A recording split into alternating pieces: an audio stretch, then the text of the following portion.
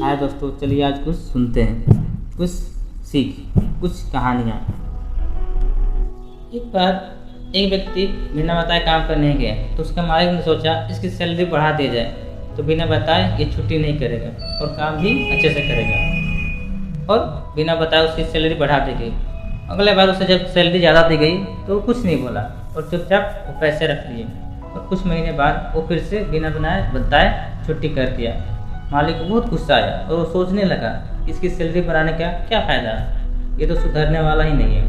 और फिर से उसकी सैलरी कम कर दी और फिर जब काम पे वापस आया तो फिर उसे सैलरी वही दी गई जो पहले दिया जाता था। वो व्यक्ति चुपचाप रहा और इस पर वही कुछ नहीं बोला। मालिक को बड़ा आश्चर्य हुआ। उसने पूछा, जब मैंने तुम्हारी सैलरी बढ़ा दी तो तुम कुछ नहीं बोले, और आज मैंने तुम्हारी सैलरी कम कर दी तो फिर भी तुम शांत हो, इसकी क्या वजह है?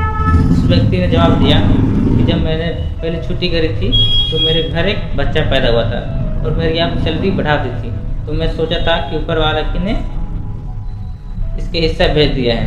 और जब तुमने दूसरी बार छुट्टी थी तो मेरी माँ का देहांत हो गया था, तब आपने मेरी सैलरी कम कर दी थी। तो मैंने मान लिया कि अपने हिस्से का मेरी माँ साथ लेके चल गई।